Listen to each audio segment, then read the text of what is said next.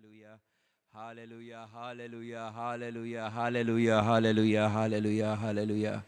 स्वर्गीच्या बापा तुका आर्गां तुका वाखाणणी तुका मोहिमा तुका वंदन ह्या वेळा पासत हो वेळ तुवें म्हाका दिलाय हो वेळ आमच्या भावा आनी भयणांक तुवें दिलाय तुजें उतर आयकोपाक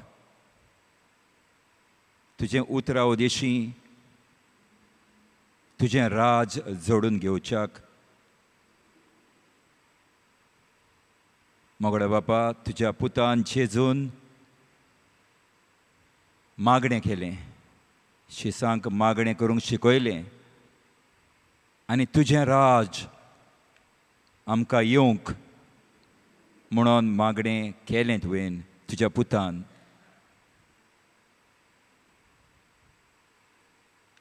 वय मोगडे बापा आमी दिसपट्टी जेन्ना आमच्या बापा हें मागणें करता तेन्ना हें बोगोर आनी बोगोर आमच्या तोंडान सावन भायर सरता तुजें राज आमकां येवंक तुजें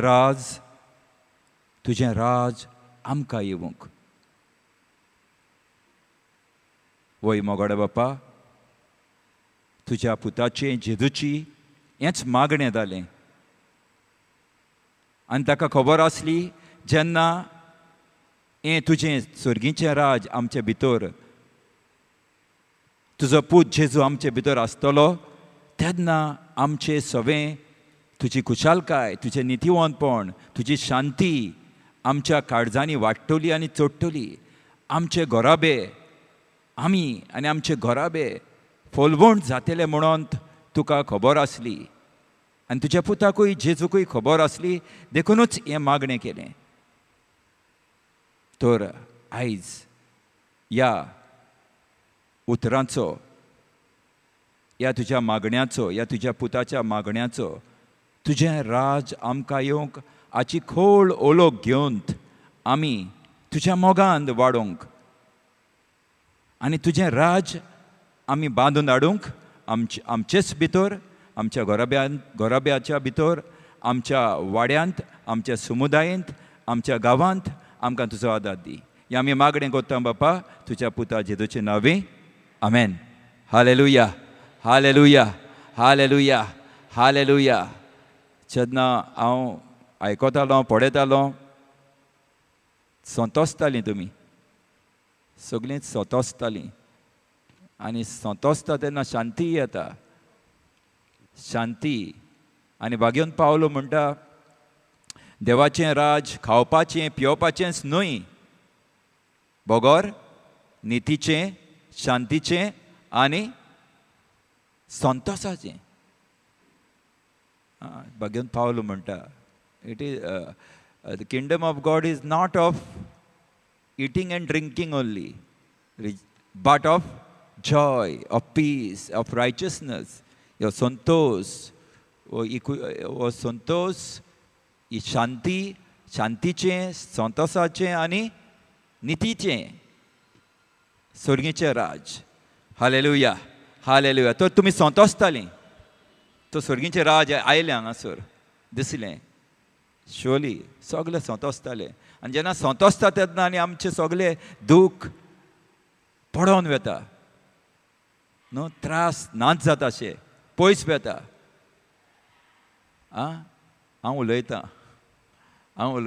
देवाचें उतर उलयतां तें उतर तुमकां गरजेचें जाता रोखडेंच आमचें मन पयस वयता नो प्रॉब्लम अशें जाता तर संतोसता तेन्ना दिसता की देवाचें राज पावलें देवाचें राज येयलें तुमचे भितर जायतें दूख आसलें आसतलें जेन्ना देवा सगळें तुमी संतोसोंक लागलीं मुरगोडूंक लागलीं तेन्ना सायबीण बाय म्हणटा न्हू म्हजो आत्मो देवाक वाखाणटा तारका देवा सगळें म्हजो जीव मुरगोडटा जेन्ना तुमी देवाक वाखाणटा तेन्ना आमचो जीव मुरगोडटा आमचो जीव मुरगोडटालीं तुमी वयल्या वयर म्हणटालीं ना मुरगोडटालीं न्हू कित्याक मुरगोडटालीं कित्याक देवाचो संतोश जेजूचो संतोश आमच्या भितर आसलो देखून हालेलुया हालेलुया हो टॉपीक म्हजो न्हय म्हजो टॉपीक जावन आसा म्हजे आईचें शिकोवण जावन आसा तुजें राज आमकां येवंक आनी जेजू बोगोर आनी बोगोर न्हू आमी बोगोर आनी बोगोर हें म्हणत आसा. कितले फावटी म्हणटा दिसाक आसतली, दिसाक एक फावटी तरी म्हणटाच न्हू. आमचे बापा सर्गीच्या, आमी उलो मारता देवाक, बोगोर आनी बोगोर, आमचे बापा तूं स्वर्गार आसाय, तुजें नांव पवित्र जावं. देवाक वाकाणलो म्हणटकूच रोखडेंच म्हणटा बाबा आमकां दी तुजें राज, सर्गीचें राज आमचे भितर. हें आमी मागता, सर्गीचें राज म्हज्या भितर. Hallelujah, hallelujah. हें मागणें करता तुमी? जेजू कित्याक हें मागणें जाय आसलें काय केलेलें? हें बापाचें राज जेजूदान आसलो तें राज, सर्गीचें राज. आनी तो हें राज आनीक वाडोवपाक आयलोलो, देवाचें राज. हें देवाचें राज ताका वाडोवपाची जाय आसली, कित्याक ताका खबर आसली 2 राजा आसा म्हणून. 2 राजा, 2 किंगडम्स. कसलें तें? एक सर्गीचें राज, देवाचें राज, आनी दुसरें संवसाराचें राज. 2 जाणां mission to Jesus came to accomplish that mission. जेजू आयलोलो हें मिशन अकम्प्लीश करपाक. मिशन म्हणटा तें एक कार्य आसलें जेजूक. एक वावर आसलो, एक वावर दिलोलो. कितें करपाक? सैतानाचें ओ दुस्मनाचें राज तोडून मोडून उडोवपाक. हालेलुया. देखूनच जेजू आयलो. कितें करपाक? सैतानाच्या राजाचो भस्म करचे पासत. Hallelujah, hallelujah, hallelujah. आमचे भितर झूज म्हणटा 2 राज आमी संवसारान आसा, आनी ह्या संवसाराचें राज जावन आसा देवाचें राज. वय देव सुप्रीम, देव सोवरेन, गॉड इज सोवरेन म्हणटा. म्हणल्यार तरी पूण देंवसार दिसा दिसपट्टी आमकां हें राज चलयतना, वो आमी आमच्या वयर आमी चलयता, आमचें राज आमचे वयर चलयता तेन्ना, म्हण आमचेंच जिवीत चलयता तेन्ना देंवसाराची पदवी आमचे भितर येवन आमकां हालयता. त्रास कोत्ता. देंवसार आपल्या वद्दान त्रास कोत्ता न्हू. आपलें राज विस्तारूंक सोदता आमचे भितर, आमच्या घोराब्यां भितर, आमचे फामिली भितर, आमच्याच भितर. आमचे भितर टेरिटरी आसता न्हू. We have territories, different territories inside. धाकटे ल्हान जागे आसा. त्या जाग्यांनी येवन देंवसार आपूण राज चलोवंक सोदता. तुमचे भितर सोदता देंवसार राज. आतांच चलोवंक सोदतलो राज तुमच्या मना वयर. आतां हांव सांगता तें आयकोंक दिवचो ना. ताका जाय देंवसाराक आपल्या चिंतनांनी चिंता आनी भिंती वाटी म्हणटा म्हणजे न्हू, खोंती आनी चिंतना, ही चिंतना आनी खोंतीनी ताका धरूंक जाय कब्ज्यान. हालेलुया. बट जेजूकय जाय आमी कितें केल्लें? आपल्या सर्गीच्या वस्तूंचेर, सर्गीच्या उतरांचेर, देवाच्या उतरांचेर नदर मारपाक आनी ह्या देंवसाराच्या राजा वयर ओ देंवसाराच्या उतरां वयर जैत व्हरपाक. देखूनच जेजू आयलो. Hallelujah, hallelujah, hallelujah, hallelujah. आनी जेजू पळयतालो अरमबागतान पळयतालो कसो देंवसार जेन्ना देव आपलें राज बांदूंक सोदता, देव आपल्या मोगान पयल्या आदाव आनी इवेक, दादल्याक आनी बायलेक कसो तो मोगान वैकुठान घालता, तांचो मोग कोत्ता. ताचे पयलीं आमी पळयता उत्पत्तीच्या वाचपान जेनेसीस 1, उत्पत्तीचें वाचप 1, चॅप्टर 1 वर्सीस 1. अरंबाग देवान सर्ग आनी प्रितूम रोचली. सर्ग आनी प्रितूम रोचली. मातशें सेकंड 2 घाल मातशें. Joshua please can you put 2 वर्स 2 ऑल्सो. सर्ग आनी संवसार 1 फर्स्ट. सर्ग आनी संवसार रोचलोलो. सर्ग आनी संवसार रोचलो आनी बरो आसलो. सगळें बरें चलतालें.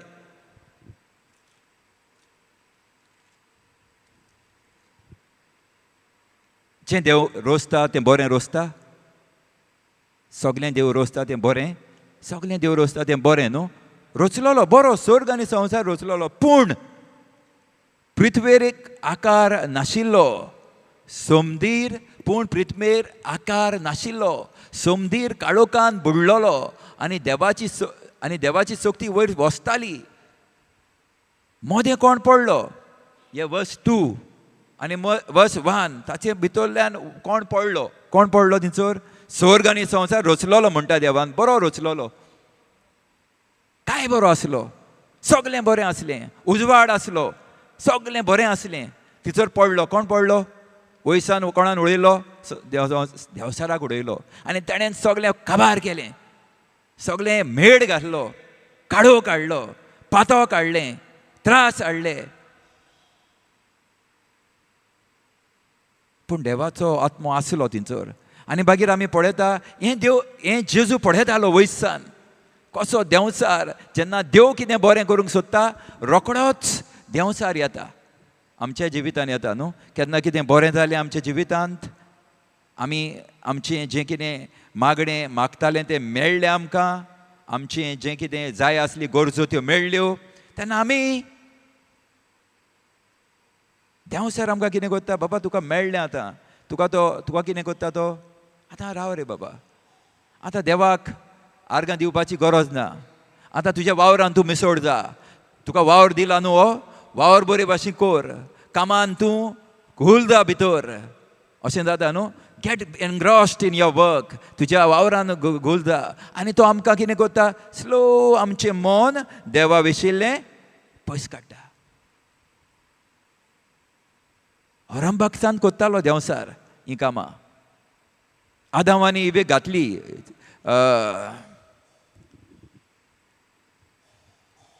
चॅप्टर 2, जेनेसीस 2.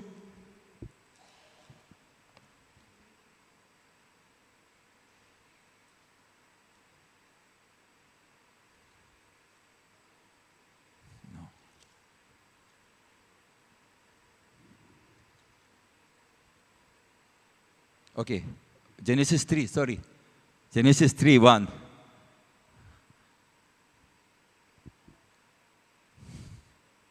हांगासर कसो देंवसार, देव आपलें राज बांदूंक सोदतालो. आदामानी इवेक रोचली, वैकुठान घातली, बऱ्या जाग्यार घातली, जंय सगलें आसलें. देव जेन्ना रोसता पळय तें सगलें बरें रोसता, सगलें दिता, सगलें घालता तितून भितर. बट आमकां पळोवपाक दोळे ना. देंवसार आमकां आमचे दोळे धांपूंक सोदता, काडो काडूंक सोदता, आनी नाका ते वस्तूंचेर नदर मारूंक सोदता.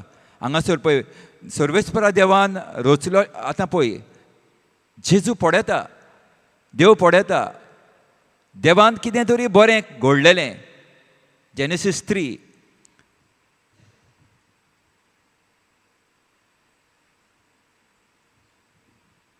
पूण no,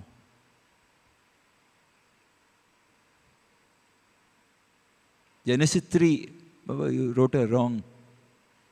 You wrote a right scripture, but a wrong scriptures are there. The verses are right, but the scriptures are wrong. Joshua? Yeah, okay. अशें म्हणटा, सर्वेस्परा देवान रोचलोल्या सगल्या रानवट जानवरां मदें सोरोप चड शिडूक आसलो. शिडूक कोण, देंवसार. सोरोप म्हणजे देंवसारूच. तो येता, तो शिडूक येता, तो येता आमगेर येता, आमच्या मनांनी येता, आमच्या घरांनी येता, आमच्या स्वभावान येता, आमचे फिलिंग्स आसा तेतून येता, आमचे हितून येता न्हू, सगळ्या वेळार येता तो शिडूक. तो जाणा, तो पळयता आमचो वीक पॉयंट कितें पळय तो पळयता. आनी तो येयलो जे देवान रोचलोलें बरें पळय थिंचोर शिडूक आसलो. ताणें बायलेक म्हणलें, हें आतां वैकुठान सगलें बरें आसलें, तितून बायलेक म्हणलें, बागेंतल्या सगल्या झाडांचें फळां खाय नाका म्हूण देवान तुमकां सांगलां तें खरें. हांगासरूय येयलो दुबाव घालूंक. तूं देवाचें भुरगीं, तुमी देवाचीं भुरगीं, तुमी देवाचीं भुरगीं, वय कोण सांगता? तुमी पातोक केला न्हू, तुमी देंवसराचीं भुरगीं. तुमकां स्वर्ग ना, स्वर्गीचें राज तुमचे भितर ना अशें म्हणून उगी रावतलीं तुमी. ती उगी रावली ईव, तिची नासलें उतर नासलें. आमची उतर वय हांव देवाचो जेजू क्रिस्ता वरवीं. जेजू म्हजे बसत मेला, आपलें रगत वारोयलां, ताचे कुरपेक लागून आमी पातोक केलां. वय जाणा हांव जाणा, पण म्हाका स्वर्गीचें राज फावो आसा. हांव स्वर्गीच्या राजाचो, हांव देवाचे फामिलींतलो अशें म्हणोंक जाय आमी. आमकां रिस्पॉन्ड दिवपाक देवान आपल्या पुताक दिला, आपलें उतर दिलां. तर ईवेक रोखडीच घुल जाली देंवसराच्या उतरांनी आनी तेणेन पातोक केलें. आनी हें पातोक केलें देखून आख्खो आदल्या कोरारान आमी पळयता देंवचार कसो तरेतरेकेनी फुडाऱ्या मोदें येवन, राजाशी येवन आमी पळयतात कसो नोवाच्या काळार नोवाची बोट ओ आर्क ऑफ नोवा तारू जेन्ना बाळ्ळें तेन्नाय बी कसो देव आपल्या मनशांक कसो राखूंक सोदतालो आनी कसो लोट म्हणटा तो देंवसरान तेका लोटाचे बायलेक संवसारीच वस्तूंनी दवरलो हें आमी पळयलां. मागीर आमी पळयता सावलू राजा, दावीद राजा, कसो सावलू राजाक देवान वेंचून काडलो आपल्या उतरा प्रमाणें, आपल्याक मानवलो कसो, आनी मागीर कसो देंवसरान ताका आपलीं उतरां घातलीं. देवाच्या राजाशी पोवन पयस दवरले आपल्या उतरां उदेशी देंवसरान आपूण कसो आमी पळयता देंवसार कसो सावलूचे भितर गेलो, मागीर सावलूची राजवडकी काडली. आनी मागीर हांव उलयतां कित्याक हें राजवडकी राजाक लागून हें उलयतां. देंवसार बोगोर आनी बोगोर मेतेर जातालो. सावलूचें सवें जालो, दावीद पातशाय जालो. सावलूक काडलो कित्याक देवाच्या उतरा प्रमाणें ताणें आपलें राज चलोवंक ना देखून. मागीर दावीद पातशायाक घातलो. सावलूक काडपाचो नासलो देव हें राज चलोवपाक. ताका ते कोदेली वयलो वो ताच्या राजवडकी वयलो काडूंक सोदिनासलो. बट देवाच्या उतरा आड गेलो देखूनच देंवसार भितर सरलो. परतून ताका काडचो पडलो. देवाचें उतर म्हणटा आनी देव म्हणटा म्हाका नाका आसलो तुका काडलेलो, बट तूं म्हज्या उतरा प्रमाणें तुजें राज चलयना देखून म्हाका तुका काडचो पडलो. मागीर दावीद पातशाह येयलो. दावीद पातशायानूय कितले पडलो तरी पूण दावीद पातशाय पडलो पातकांत.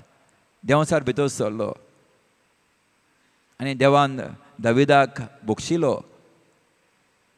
पूण मागीर पळयता आमी हें सगळें जेजू पळयतालो वयसान स्वर्गासान. आनी देखूनच जेजून आपल्या बापायक म्हणलो हांव येता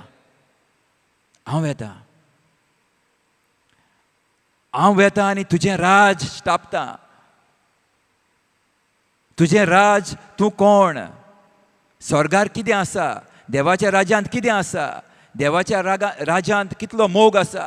देवाच्या राज्यांत कितलें बोगसणें आसा? देवाच्या राज्यांत कितलो संतोश आसा?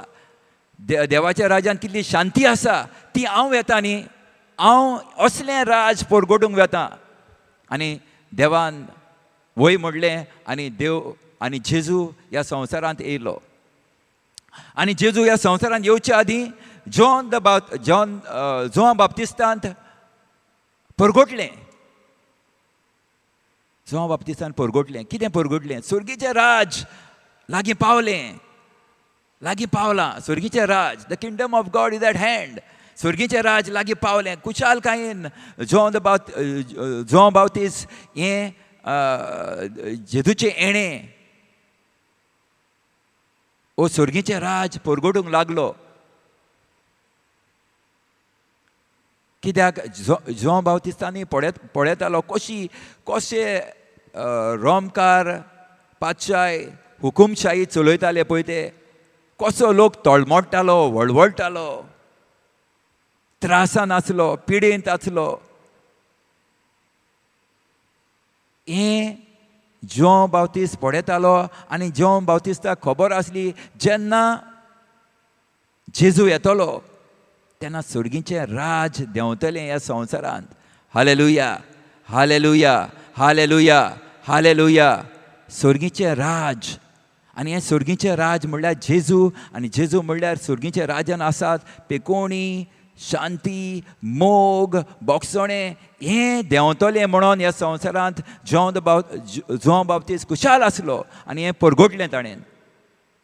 आनी जेन्ना जेजू आयलो तेन्ना दोगांयनी हेंच जॉन बाप्तिस्तान तशेंच जेजून आपली मिनिस्ट्री स्टार्ट करता पळय तेन्ना हेंच परगोटलें. सुर्गीचें राज लागीं पावलें.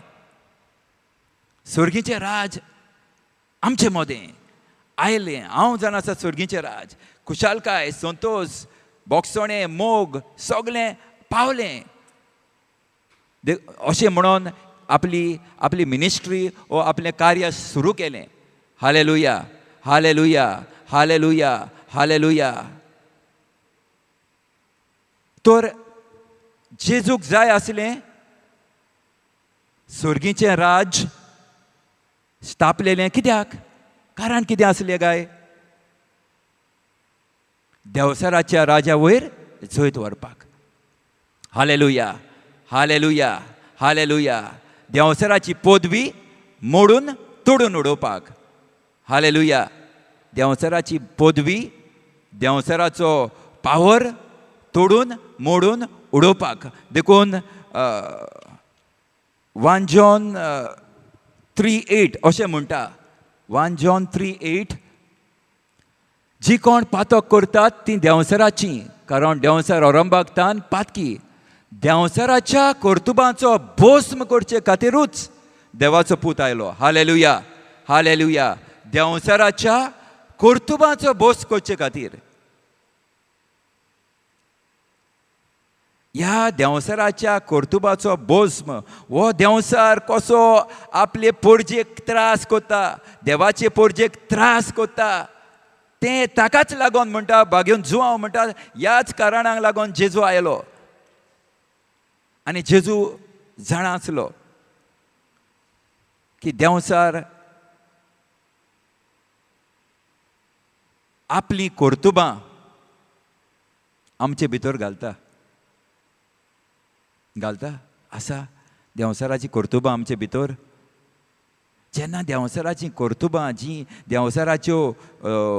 देंवसराची चिंतना, वायट चिंतना आसा तेन्ना आमी देवाच्या राजांतलीं, देवाच्या बेसांवांतलीं, देवाच्या राजांत आसा देवाचीं बेसांवां. देवाच्या राजांत कितें आसा? देवाचीं बेसांवां, देवाचीं बरेपणां, देवाची पेकोवणी, देवाचो संतोश, देवाचें जिवीत, हें सगळें देवाच्या राजान भितर आसा. देखून देंवसर कितें करता? बोगोर बोगोर वेता आनी आमकां कितें करता? आपलीं कर्तुबां करूंक लायता. आनी आमी आपलीं कर्तुबां करीत आसा.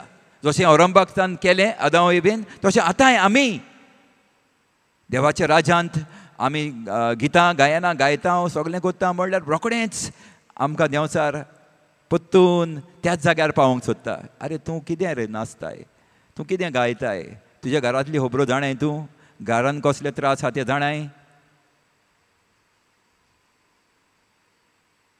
भुरगीं तुजी कितें कोत्ता ती जाणाय, तुजी भलायकीचे विशीं तूं जाणाय. असो देंवचार आमकां आपलीं कर्तुबां, आपलीं चिंतनां चिंतूंक लायता. तुका लायता, माय तुका लायता, तूं आसोनाय. तूं चिंतनांनी पडल्याय ना न्हू. आमी सगळे चिंतनांनी पडल्या ओ आमी संतोशान आसा. तर देंवचाराच्या कर्तुबाचो बोज करचे खातीरूच देवाचो पूत आयलो, जेजू आयलो कितें करूंक, ह्या देंवचाराचो नाश करपाक, बोज करपाक. Hallelujah, hallelujah, hallelujah, hallelujah. आमकां गॅलेशियन्स 3:13 मेळटलें. Galatians 3:13 please. It will take time. म्हाका आतांच येयली. आनी कितें करूंक येयलो जेजू, कशें सुर्गीचें राज हें करतलो. पयलो सुवातेर देंवचाराचो बोज्म केलो जाल्यार आमकां कितें फायदो, आनी कितें केलें जेजून. गॅलेशियन्स 3:13.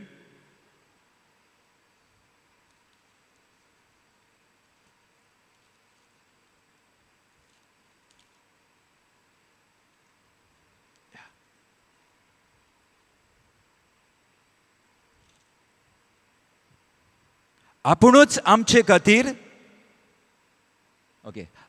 आमचे खातीर शिराप पडलेलो जावन क्रिस्तान आमकां समृद्धीच्या शिरापांतलीं सोडून घेतली. Hallelujah, hallelujah, hallelujah, hallelujah.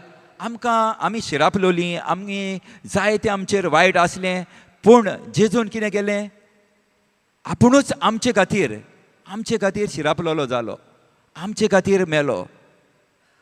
कोणाचो बोस करचे बसत, देंवचाराच्या कर्तुबाचो. तर ह्याच कारणाक लागून तो आयलो हें देवाचें राज तापूंक. कित्याक देंवचार आमकां बोगोर आनी बोगोर सांगता, तुमी शिराप पडलेलीं, तुमी हें केलां, तुमी तें केलां, तुमी असलीं, तुमी तसलीं, तुमकां हें पातक केलां. हें बोगोर बोगोर आमच्या कानांनी घालता आनी आमकां देवाच्या फामिलींतलीं न्हू म्हणून सांगूंक सोदता. न्हू सांगता, जायते फावटी सांगता.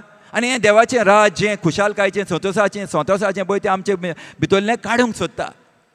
जाता तुमचें सगळें घडटा. बोगोर आनी बोगोर, बोगोर आनी बोगोर. आमी हे हो स्क्रिप्चर म्हणटले तरी पूण आमकां देंवचार आपणी कर्तुबां सांगतलो, आपलीं चिंतनां सांगतलो भितर आमकां येवन. तर स्वर्गीचें राज घेवंक त्रास कोत्ता. तर आमकां अशें म्हणटा मॅथ्यू 11:12 मातशें some different scriptures. Joshua Matthew 11:12. स्वर्गीचें राज आमकां फावो केलें देवान आपल्या पुता वरवीं, बट तें कशें घेवचें तें आमकां गरजेचें. कशें आमचे फामिलीन हाडचें, कशें आमी फोर्सान तें घेवचें, कशें आमी हें देवाचें उतर म्हणून फोर्सान तें नेट करून घेवचें अशें म्हणटा पळय.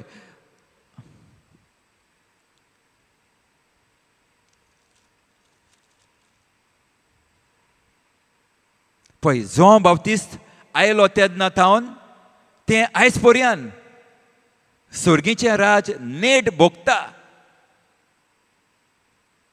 स्वर्गीचें राज न्हू आमकां बेश्टें मेळचें ना, तें सोंपेपणी मेळचें ना, तें आमी काण घेवंक जाय म्हणटा फोर्सान. अशें म्हणटा जॉन बाप्तिस्त आयला तेन्ना थावन तें आयज पर्यंत स्वर्गीचें राज नेट भोगता. आनी नेट करतात तें जमोवन घेतात. Hallelujah, hallelujah, hallelujah, hallelujah. सगल्यांक आमकां स्वर्गीचें राज देवान फावो केलां. हें स्वर्गीचें राज आमच्या घराब्यांत येवंक आमकां फावो. हें स्वर्गीचें राज आमच्याच भितर येवंक गरजेचें. बट हें स्वर्गीचें राज आमच्या भितर येतलें जाल्यार आमी तें नेटान घेवचें. देंवचार आमचे वयर जैत व्हरोंक सोदतलो, आपलें राज तापोवंक सोदतलो, आपलें राज आमचे फामिली वयर चलोवंक सोदतलो, आमचें राज आमच्या पयशां वयर, आमच्या धंद्या वयर, आमच्या घराब्या वयर, आमच्या फामिली वयर, आमच्या गव्हर्मेंटा वयर, आमच्या फुडाऱ्यां वयर चलोवंक सोदतलो. बट देवाचें उतर आयज आमकां म्हणटा हें देवाचें राज तुमकां जायें जाल्यार तें सोंपेपणी मेळचें ना. तें हांवें करून दवरलेलें आहा, तें वचोन खर्चान घेवपाक गरज. हालेलुया. आनी जे खर्चान नेटान घेता ताका तें मेळटलेंच. Hallelujah, hallelujah, hallelujah. तुमकां भलायकी, तुमकां शांती, तुमकां संतोश, तुमच्या घराब्यान बरेंपण जाय जाल्यार तें सुर्गीच्या राज्यान आसा. तें भितर हें सगळें सुर्गीच्या राज्यान आसा. तें तो तुमकां घेवंक जायें जाल्यार कशें मेळटलें तुमकां? तें वर्सान घेवचें. देवाचें उतर म्हणून तूं कोण देखून आमी तें मागणें तुमकां दिता न्हू. बगर हांव परतून सांगता. गेल्या एका म्हणलें तें मागणें दिता. कितें म्हणपाक? तूं कोण पळय तो जाणा जावपाक. हांव जेजू क्रिस्ताची कूड, हांव देवाचें मंदीर. म्हजे भितर कोण आसा? म्हजे भितर देवाचो आत्मो आसा. तर अशें हांव जेन्ना म्हणटा हांव सुर्गीचो जाता. Hallelujah, hallelujah, hallelujah. जेन्ना हें देवाचें उतर जावन आसा जिवे आनी सुडसुडीत, आनी हांव जेन्ना हें देवाचें उतर परतून म्हणटा हांव देवाचो. देवसान म्हणटा ना रे, तूं देवाचो न्हय, तूं म्हजो. तुवें हें केलाय, तुवें तितर वचून इडी ओडलाय, तूं सोरो बेलाय, तुवें तें पातक केलाय, तुवें वायट दोळ्यांनी कोणाक पळयलाय, तुवें पोदवार आदारलाय, तूं आतां भायर पडटा आमी. सुर्गीचें राज जेजू आपले कुरपी उद्देशी आमकां मोगान भितर घेता. Hallelujah, hallelujah. आयज तुमकां दिसता की तुमी ह्या देवाच्या राज्यांत ना, वो देवाचें राज तुमचे भितर ना. तें आसा, तुमचे भितर आसा तें. Don't feel that you are God has kept you away. No, देवान तुमकां पयस करूंक ना. कसल्याय तुमी पातकान आसत जाल्यार आयज ह्याच वेळार तुमी स्वत मानात की देवान तुमकां बक्षिल्या आनी आपले फॅमिलीन भितर काडला. देवाच्या राज्यांतलें सगळें तुमकां फावो केलां. Hallelujah, hallelujah, hallelujah, hallelujah, hallelujah, hallelujah. आमी दोळे बंद करुया. सुर्गीचे बापा, तूं कितलो बरो, तूं कितलो मोगाड, तूं कितलो उदार, तूं कितलो बोगसोण्याचो, तूं कितलो चुचुऱ्याचो देव. सदांच तयार तुजें बोगसोणें दिवपाक, तुजो संतोश आमकां परतून दिवपाक, आमचे भितर आमचो संतोश वाडोवपाक जाणा जावन की तूं आमचो मोग कोत्ताय.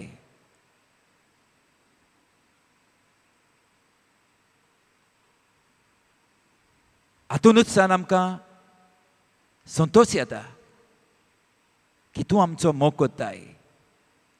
तूं तुजे दोळे आमचे लावनूच आसाय. स्वर्गांत सान ह्या संवसारांत सुर्गीचें राज्यांत सान ह्या संवसाराच्या राज्यांत तूं आमकां पडयताय. आनी हें जें सगळें तुज्या राज्यांत आसा तें आमकां तूं फावो करूंक सोदताय. देखून बापा तुका आर्गां. तूं कितलो उदार, आमकां फावो ना, आमी चुकता.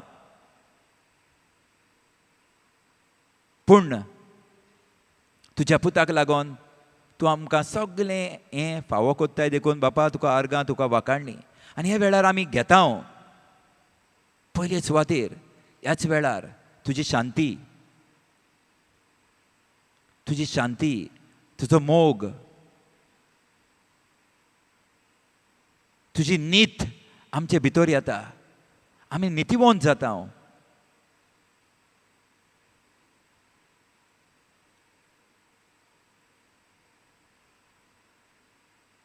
तुजें राज ह्या संवसारांत, ह्या आमच्या घरांत, तुज्या मंदिरांत तूं हे वेळार स्थापताय. देखून बापा तुका आर्गां. आमच्या काळजांनी तुजें राज तूं स्थापताय. देखून तुका बापा आर्गां. आनी आयज सान आमी तुजो संतोश घेवन वेतेले हांव, तुजें बोगसोणें घेवन वेतेलें हांव. तुजी भरपूर बेसांवां जीं स्वर्गा राज्यांत आसा तीं घेवन आमी घरा वेता वो ज्या जाग्यार वेता थंयसर आमी वेता ही घेवन तुजी सगलीं देणी. तूं कितलो बरो, तुजें राज आमी विस्तारूंक आमच्या भाव भयणी मदें आमचे फामिलींत आमकां तुजो आदार दी. तुजें राज आमच्या इश्टा मित्रां मदें आमच्या गांवांत आमच्या दुस्मानां मदें तुजें राज विस्तारूंक आमकां तुजो आदार दी. तूं बोगसोण्याचो जालोय, आमकांय बोगसोण्याची मनशां कोत्ताय म्हूण देखून बाबा तुका आर्गां. तुजें राज आमच्या फामिलीच्या दर एका वांगड्या सोबें म्हज्या जिविता उदेशी अनुभवूंक पावल्या पुरो म्हूण बापा तुका आर्गां. म्हज्या बऱ्या जिविता उदेशी. हालेलुया, hallelujah, hallelujah, hallelujah, hallelujah, hallelujah, hallelujah, हालेलुया. Thank you Jesus. हालेलुया, हालेलुया, हालेलुया, हालेलुया. तर सोंपें जावचें ना घरा वेतकूच हें देवाचें राज बोगसोण्याचें, संतोसाचें, नितीचें स्थापूंक आमच्या घोराब्यांनी. देखून मातयो जेजू म्हणटा हें राज तर घेवंक जाय जाल्यार आमी नेट करपाची गरज तें जमोवन घेवपाक.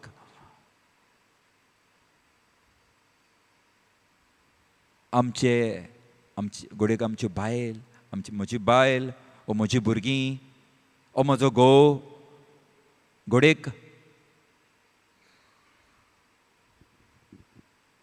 आमच्या घोवा मदें ओ बायलां मदें, बायलां सोबें भितर ओ भुरग्यां सोबें देंवसार वावर करूंक सोदता. आमी घोडेक देवाच्या उतरान आसत. आमचे भितर घोडेक देवाच्या राजाची बरी घोडणी बरेपण आयलां आसतलें. आमी जेजूची शिकवण जाणां आसतलीं. आमी देंवसराचेर जैत व्हरोंक कशी जाय ती जाणां आसतलीं. म्हणल्यार घोडेक आमची घोडची घोडेक नोको, घोडेक आमची शेजारी नोको, आमची फामील नोको. देखून भाग्योन पावलो एफेसकारांक बरोवन म्हणटा आवेसवोर 6:12 एफिशियन्स 6 एफेसकारांक बरयलेली चीट 6:12. आमी झगडीं करता. हांवें पयलेंच सांगलेलें देंवचार रावता आपलें राज विस्तारूंक आमच्या शेजाऱ्या मदें, आमच्या गोच्या मदें, आमच्या फामिली मदें, आमच्या कुटुंबा मदें. आमी रावता त्या जाग्यार देंवचार रावता रोखडोच घालपाक. देखून भाग्योन पावलो एफेसकारांक बरोवन सांगता अशें म्हणटा तो. कित्याक म्हणल्यार रोगता मासाच्या दुस्मानां लागीं आमकां झूज ना. रोगता मासाच्या दुस्मानां लागीं आमकां झूज ना. म्हणजे कितें कितें म्हणूंक सोदता भाग्योन पावलो? रोगता मासाची म्हणजे मनशां सोबें आमचें झूज न्हय. आमी झूज कोत्ता कोणाशी? देंवसराशी. देंवसराशी तर झूज केलेलें इवेन आमी पातकाक पावपाचीच नासलीं न्हू. आमी झूज मांडटा फकत मनशां मदें झगडटा. बायल घोवाशी झगडटा, घोव बायलेशी झगडटा, भुरगीं आवय बापायशी झगडटा, आवय बापूय भुरग्यांशी झगडटा, शेजाऱ्याशी झगडटा, वाड्यांत एकामेकाशी झगडटा. आनी आमकां दिसता की आमी देंवसराशी झगडटा म्हणून. देंवसार आमकां झगडीं लायता. पयलेंच सांगलां देवाचें राज चोरून व्हरपाक, आपलें राज विस्तारपाक येता. आनी देखून म्हणटा रोगता मासाच्या दुस्माना लागीं आमकां झूज ना, नाका झगडोंक. देवाचें राज चोरून वतलो हो देंवसार. तुमी तो झगडी केली, दुस्मानकाय हाडली, फामिलीन तो दुस्मानकाय आहा, संतोष ना. Can you be happy? Can you be joyful when you are fighting, when you have enmity? जायना न्हू. भितरल्यान सान कितें तरी भितरल्यान तें देवाचें राज म्हणटा तें पडोन वता. म्हणजे पवित्र आत्मा, वी आर ग्रिफींग द होली स्पिरीट. आमी पवित्र आत्म्यांक कितें करता? दुखयता. पवित्र आत्म्यांक दुखयता म्हणटकूच जॉय, पीस, लाभ म्हणटा तो गेलो. संतोष, मोग, शांती म्हणटा ती गेली. तर भाग्यवंत पावलो एफेसकारांक बरोवन म्हणून सांगूंक सोदता आमकां, तुमी झगडो नाकात मनशाशी. म्हूण झगडात कोणाशी? पूण पोरदाना लागीं, अधिकाऱ्या कोडे. कोण अधिकारी? कोण अधिकार चलोवंक सोदता आमच्या वयर? देंवसार. कोण अधिकार चलोवंक सोदता? गव्हर्मेंट ना, सैतान. गव्हर्मेंटा वयर कोण अधिकार चलोवंक सोदता? सैतान. वडिलां वयर कोण अधिकार करूंक सोदता, चलोवंक सोदता? वडील आहा ते रोखडोच देंवसार. याज्ञिका सोबें, धर्माच्या फुडाऱ्या सोबें कित्याक ऑपोजिशनां जाता? कित्याक जाता? कित्याक? देंवसाराक नाका हें सर्गीचें राज आमकां मेळ्ळोलें.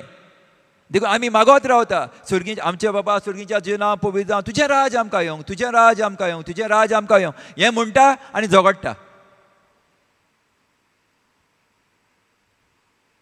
ऑपोजिशनाक हाडटा. जायतीं ऑपोजिशन आसता आमकां. ह्या देवाच्या राजाच्या घरांतूय हें देवाचें राज स्थापपाचें, ह्या घराक जायतीं ऑपोजिशनां आसतात, येतात ऑपोजिशनां. बट देवाच्या आदारान आमी झगडोंक ना. आमी मनशां लागीं झगडोंक ना. आमी झगडोंक लागले कोणाशी? प्रिंसिपलिटीज ऑफ डार्कनेस, देंवसाराशी झगडोंक लागले. आनी जेन्ना आमी देंवसाराशी झगडोंक लागले तेन्ना आमकां दारां उगडूंक लागलीं. ह्या दिसांनी जायतीं दारां उगडटा आमकां. आमची पवित्र सभा, कातोलीक पवित्र सभा आमकां जायते मानून घेता. आमकां आपयतात भासाभास करपाक, वावर करपाक, बरोबर वावर करपाक. आनी देवाचे मनीस तयार जाता. केन्ना जाता ते? जेन्ना आमी झगडोना पळय तेन्ना. when we are not fighting against humans, मनशां लागीं झगडोना पळय तेन्ना तयार जाता. तर आमी मनशां लागीं झगडोना पळय तेन्ना देव आपलें वावर स्टार्ट करता, देव आपलें काम स्टार्ट करता, देव आपूण झगडटा. हालेलुया, hallelujah. God is not fighting. We should not fight. God is going to fight our battle. Brother Johnson सदांच म्हणटा, I am not going to fight that battle, God is going to fight my battle. हांव झगडचो ना तें झूज, म्हजें झूज देव झगडटा. हालेलुया, हालेलुया, हालेलुया. तर आमी आमचें झूज मांडुया कोणा कडेन? पूण प्रधाना लागीं, अधिकाऱ्या कडेन, ह्या काळोखाच्या संवसाराचो राजकारभार चलयताल्या लागीं. ह्या काळोखाच्या संवसाराचो राजकारभार चलयतल्या लागीं, अंतरोळाल वस्ती करतल्या खोट्या आत्म्या कडेन आमचें झूज. आत्मीक वाठारांत आयज आमच्या दोमणिकान देवाचें राज कसलें तें सांगलां. एक आसा आत्मीक वाठार. दुसरो पयलो म्हणल्यार तेणेन तिचो आसा स्वर्गार कोण आसा? देव बाप, पूत, पवित्र आत्मो, आंज बोडवे, सायबीण माय, सांत, बोग सगळे आसा. हे सगळे जाण आसा. मागीर आत्मीक वाठार म्हणून आसा, जंय देवीक जिवीत आसा. हे संवसाराचें वाठार न्हू तें, म्हणजे देवा संवसाराचें राज कशें न्हय, म्हणल्यार आत्मीक, स्पिरिच्युअल रेल्म. आनी तिसरें म्हणटा पळय तें उंच मोलाचो जागो. हे जागे सुर्गीचें राज, उंच मोलाचो जागो तो. तर हाजेर आमची नदर आसूंक जाय. आनी जेन्ना ह्या सर्गीच्या वस्तूंचेर आमची नदर आसतली तेन्ना आमी झगडोंक पावचे ना, आमी देंवसराच्या चोपक्यान पडोंक पावचे नात. हालेलुया, हालेलुया, हालेलुया, हालेलुया. तर आमी झगडया, नेट करया. कसलो नेट करया? कितें घेवपाक? सुर्गीचें राज. सुर्गीचें राज घेवपाक, फोर्सान घेवपाक आमी नेट करची गरज.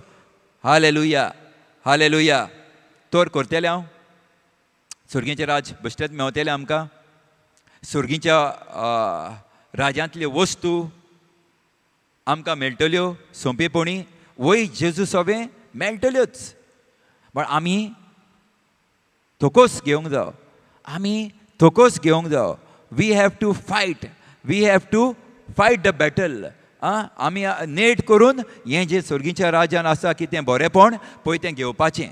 हालेलुया, हालेलुया, हालेलुया, हालेलुया, हालेलुया. Thank you Jesus. हालेलुया.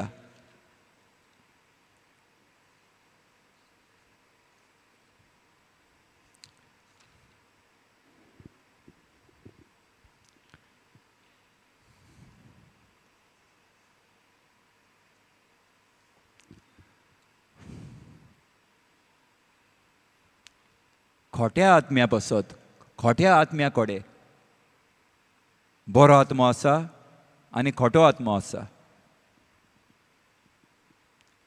हो फरक, डिफरन्स, फरक म्हणटा तो फरक म्हणटा न्हू, फरक, डिफरन्स, फरक पडटा म्हणटा न्हू, फरक पडटा. हें डिफरन्स आमकां कळोंक जाय. केन्ना आमकां चोर चोरूंक येता, केन्ना आमचे घोराबे चोरूंक येता. कसो हो खोटो आत्मो आमचे फामिलीन भितर सोदता आनी कसो भितर सरला हें पळोवपाक आमी चड चतूर रावंक जाय. देखून भाग्योन पावलो म्हणटा चतूर जाय. भाग्योन पेद्रूय म्हणटा बी अवेर. 1 Peter 5 असो म्हणटा तो be aware. The devil is like a roaring lion. देंवचार गिरासूंक आमकां रावला म्हणटा तो. तर आमी चतूर रावंक जाय. We have to be aware of all these. आमकां चतूर रावपाची गरज. कसो आमच्या घोराब्यांनी देंवचार, आमच्या घोराब्यांनी देंवचार भितर सोदता पळय तो कसो भितर सोदता काय. ह्या काळार, ह्या वेळार, ह्या आधुनीक काळार देंवचार कसो भितर सोदता काय. देंवचार भितर सरलो, औरंबाक कसो तो पडयलो, पूण आतां कसो सोदता काय आमचे फामिलींत. कोणाचेच फामिलीन देंवचार आजुनी भितर सरोंक नासतलो. ओ आमकां घोडेक एफिशियन्स 6:12 मातशें घाल. एफिशियन्स 6:12 आमकां घोडेक ओडोक ना. आमी घोडेक झगडीच करूंक उरल्या आसतलीं. हें पळोवंक पावना आसतलीं आमी. कितें पळोवंक पावना की देंवचार आमच्याय जिवितान भितर सरला, आमच्या फामिलीन भितर सरला म्हणून. देखून भाग्योन पावलो एफेसकारांक बरोवन सांगता आमी चतूर रावची गरज. आमी झूज मांडची गरज ह्या देंवसराचेर. हे आमचे देंवसर फामिलींत येवन आमकां त्रासांत घालूंक सोदता त्या देंवसराचेर, आमकां काडोकांत उडोवंक सोदता त्या देंवसराचेर झूज मांडपाची गरज. आनी ह्याच कारणाक लागून जेजू आयला आनी जेजू आयलो आनी जेजून खुर्सार मरोन देंवसराचो बोध केला. Hallelujah, hallelujah. हें आमी जाणा जाय की खुर्सार मरोन ताणें देंवसराचो बोध केलो. तो काबार. He is powerless. Hallelujah, hallelujah. देंवसार देंवसार देंवसार म्हणपाकूय आमकां चड देंवसाराचें नांवूय घेवपाक गरज ना. कित्याक देवान सुर्गीचें राज तापलें आपल्या पुता वरवीं. आमच्या घोराब्यांनी, आमचे फामिलींनी देवान आपलें राज जेजू वरवीं स्थापलां.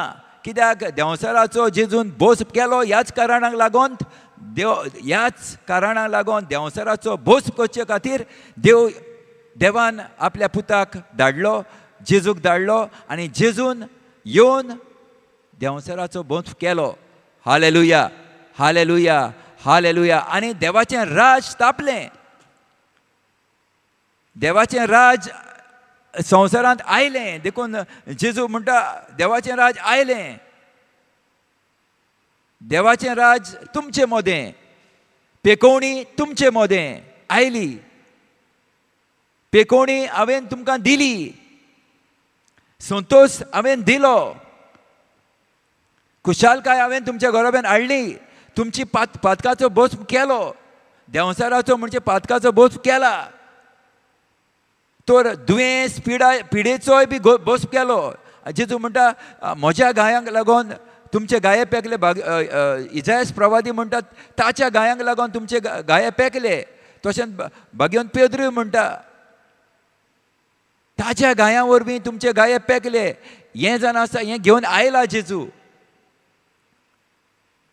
फुडार आसा तुमकां बरो. तुमकां तर देंवसा सांगता ना, कांयच ना फुडार. देव म्हणटा आसा. जेजू म्हणटा आपणान हाडलां हें स्वर्गीचें हांव घेवन येयलां ह्या संवसारांत. हांव स्वर्गार आसलें तें सगलें घेवन आयलो आनी तुमकां दिलां.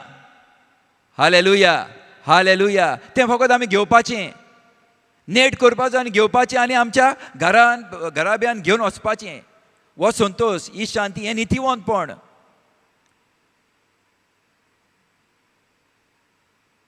म्हजे भितर ह्यो वस्तू ना, म्हजे भितर मोग ना, म्हजे भितर शांती ना, म्हजे भितर संतोश ना, आमच्या घराब्यान काडूंक येतलो. हांव तर सदांच हिटलर कसो घरान घोवा सोवें, भुरग्यां सोवें. आमी भुरगीं आपल्या आवय बापाय सोवें रागान आहा. तर हांव येतां रेतीराक, हांव रेतीरान भाग घेतां, हांव मिसाक वेतां, हांव देवाचें उतर आयकोतां. बगर ह्यो वस्तू ना म्हजे सवें. म्हजे सवें पयलीं शांतीच ना, म्हजे भितर संतोश नाच. हांव देवाचें राज कशें दितलो दुसऱ्यांक?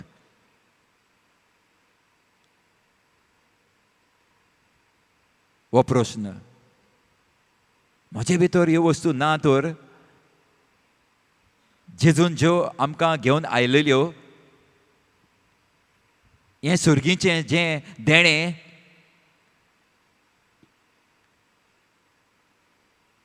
तर आमकां चड आनी चड गरज आमचे भितर हें भाग्यवंत पावलून म्हणलेलें सुर्गीचें राज म्हणजे नीत, शांती, संतोष, थ्रू द म्हणजे पवित्र आत्म्या उदेशी. पवित्र आत्मो ना तर आमचे भितर, आनी पवित्र आत्म्या उदेशी आमी हीं फळां तयार करचीं ना दिसा दिसपट्टी. संतोश बरीत जावपाक सगळ्या वेळार संतोश बरीत जावपाक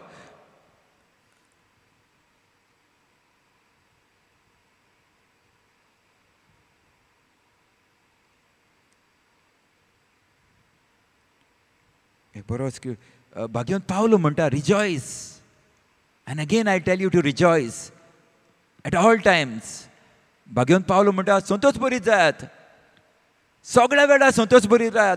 आनी केन्ना म्हणटा हो? जेन्ना तो त्रासान आसलो तेन्ना, भोणकोणीन आसलो तेन्ना, जंय ताचे सगळे ताका घाये पडलेले, त्रास जाताले, उंदीर येवन ताका घास मारताले अशें म्हणटा. तरी पूण भाग्यवंत पावलो म्हणटा खुशाल बरीत जायात. आनी परतून तुमकां सांगता खुशाल बरीत जायात. आमच्या जिवितांत त्रास येयले, कोश्ट आयले, आटाबिटे आयले तेन्ना,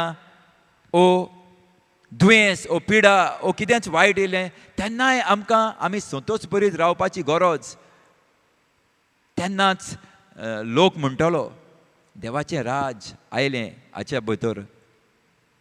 तुज्या भितर हाचे भितर आसा देवाचें राज. देव जियेता ताचें सवें. जाकाराया म्हणटा 10 राष्ट्रांचो लोक तुजे फाटल्यान धांवन वेतलो आनी म्हणटलो म्हाका तुजें सवें रावंक जाय, म्हाका तुजें सवें उलोवंक जाय, कित्याक तुजें सवें आसा देव.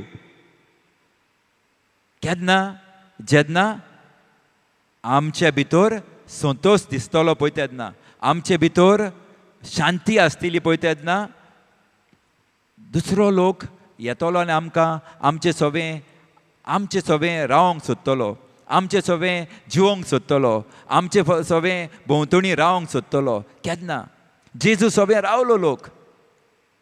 पातकी भायर आयलो लोक जेजू सवें भोंवतणी रावलो. कित्याक ताचें सवें आसलो मोग, बोगसणें. सर्गीचें राज, ही सर्गीच्या राजांतली देणी, फोडां. आनी जेन्ना असलें आसता पळय तेन्ना आमचे भोंवतणी सर्गीचें राज जेजू भोंवतणी सगळे असलो लोक आसलो. आमचें सवें आसतलो. आमचे घोडेक आयज घोडेक आमच्या घोराब्यांत आमचे आड आसतलो घोराब्यांत जायतो लोक. कित्याक आमचे मदें देवाच्या राज स्थापून येवंक ना देखून. Hallelujah, hallelujah. आयकोता, आमच्या भितर दुस्मान जायते आसा आमकां. कित्याक गाय आमी बरीं म्हणून आनी ती वायट म्हणून ना. कित्याक आमचे भितर सर्गीचें राज ना देखून, म्हणचे संतोश ना देखून. शेजाऱ्यां भितर आमी झगडटा, शेजारी वायट म्हणून आमचे भितर बोगसणें ना, आमचे भितर भावपण ना, आमचे भितर राग आसा देखून. आनी ह्या कारणाक लागून आमी देवाचें राज तापूंक पावचे ना. जण एकल्याक कायदो आसा देवाचें राज तापूंक. Each one has a responsibility to increase the kingdom of God on this earth. देवाचें राज वाडोवपाक आनी चडोवपाक जण एकल्यांक कायदो आसा. जण एकल्याक कायदो दिलोलो आसा.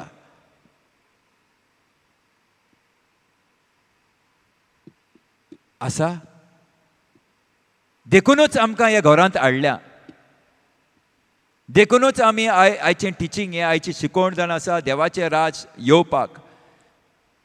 तर हें देवाचें राज दुसऱ्यांक पावतलें जाल्यार, आमी आमचो कायदो म्हणून मानून घेतलें जाल्यार आमचेच भितर आमी देव जिवीत वाडोवची गरज आसा.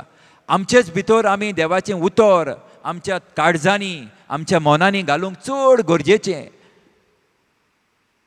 देवाची शांती,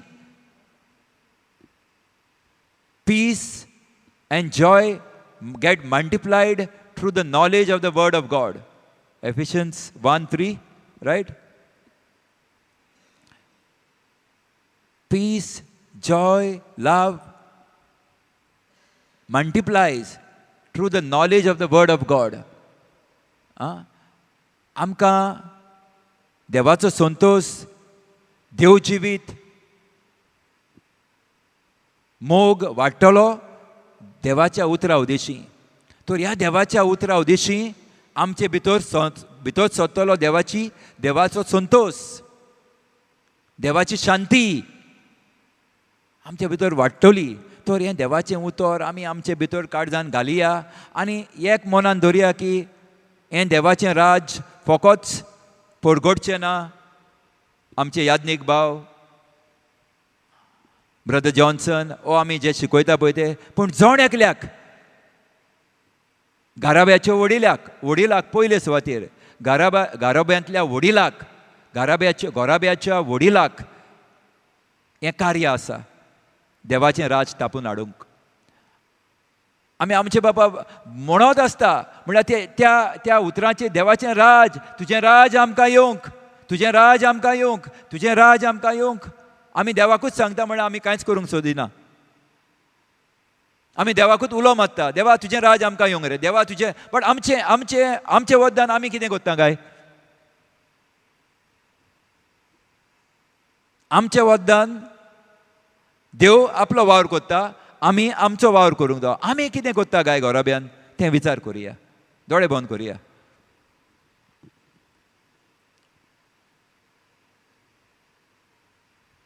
दोळे बंद करुया आनी विचार करुया. देवान आमकां सगळें दिलां आपल्या पुता वरवीं, आनी ताका जाय आमी ताचें राज वाडयलेलें.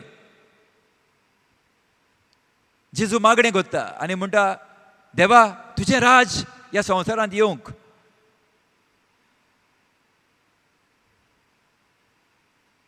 आयज जेजू आमकां प्रश्न करता,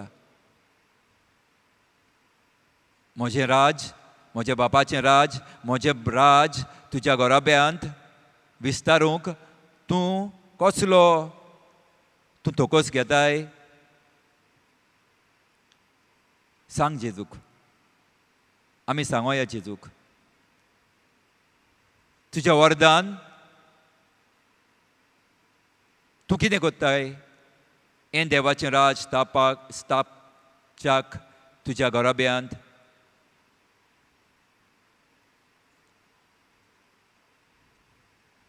तूं कितलो वेळ काडताय गोराब्यांत?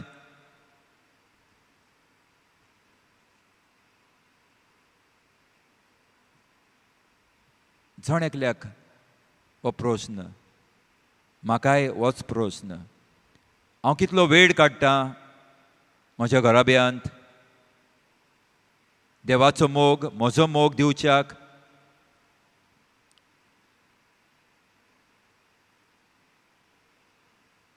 तुजें उतर वाचपाक, मागणें करपाक गोराब्यांत. मागण्या उदेशीं म्हणजे तुज्या उतरां उदेशीं.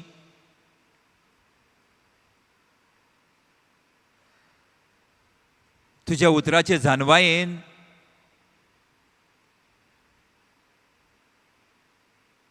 हांवें कसले उपाय घेतल्यात म्हजे फामिलींत बरेंपण विस्तारच्याक, बरें उतर विस्तारच्याक, बरी जानवाय विस्तारपाक.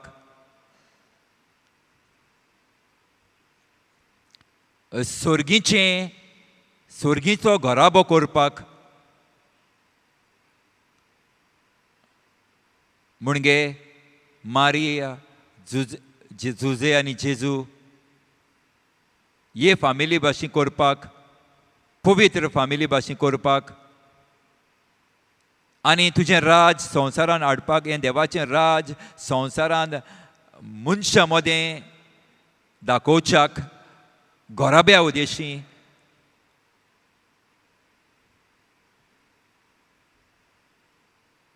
ओ तूं आमी घोडयेक नवी रोशनेच्या घरांत आसा, आमी फामिलीचे वांगडी कशे देवाचें राज विस्तारपाक हांवें म्हज्या वद्दान कसलो प्रयत्न केला काय? सर्गीचें दैवीक जिवीत स्थापून हाडपाक.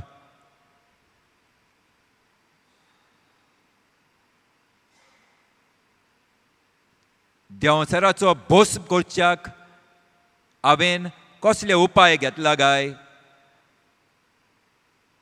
देवाचें उतर बोगोर आनी बोगोर म्हणच्याक फामिलींत आमच्या नवे रचनेच्या घरांत आनी हाच्या उदेशीं हांव प्रयत्न करता काय विस्तारूंक हें देवाचें राज, हें सर्गीचें राज हे नवे रचनेच्या घरांत.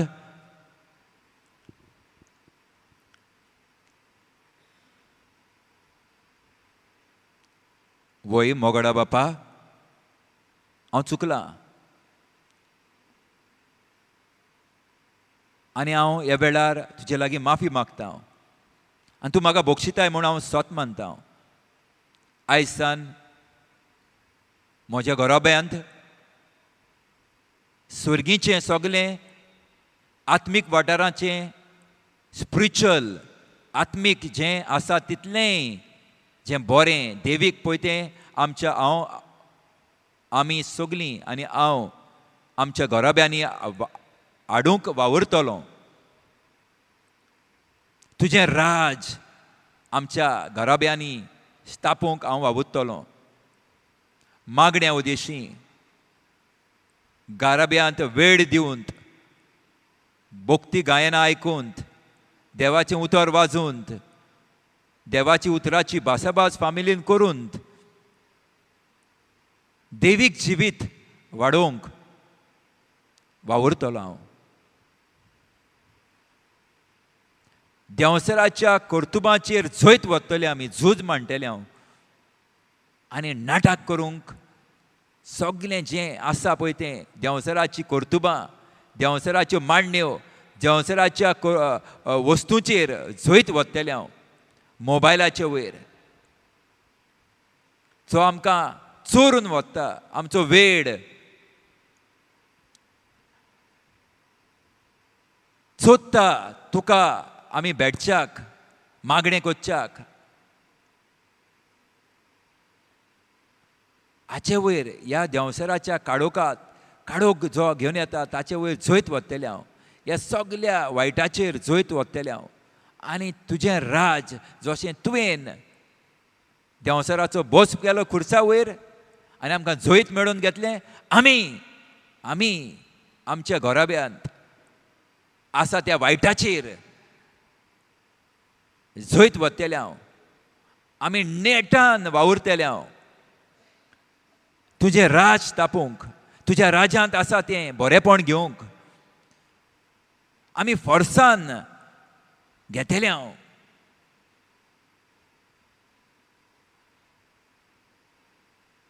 दुखीच्या वेळार, त्रासाच्या वेळार आमी संतोश भरीत जातले हांव. कित्याक आमकां खबर आसा की तूं आमचो देव म्हणून. आनी जेन्ना तूं आमचो देव तेन्ना आमी भारी जैतिवंत. We are more than a conqueror when we know that you are our God. आमी भारी जैतिवंत म्हणून आमी संतोश भरीत जातले हांव. बापा, जशें तुज्या पुतान जैत वेलें तशें आमी जैत व्हरतले हांव. आमचे घोराबे सर्गीचे घोराबे करूंक पावतले हांव. आमी आमची नदर स्वर्गार लायतले हांव. संवसारान लावचें ना, संवसाराचे आशेक लावचें ना. बगोर आमची नदर तुजेरूच जेजू. सर्गीच्या वस्तूंचेर आमची नदर आमी मारतले हांव.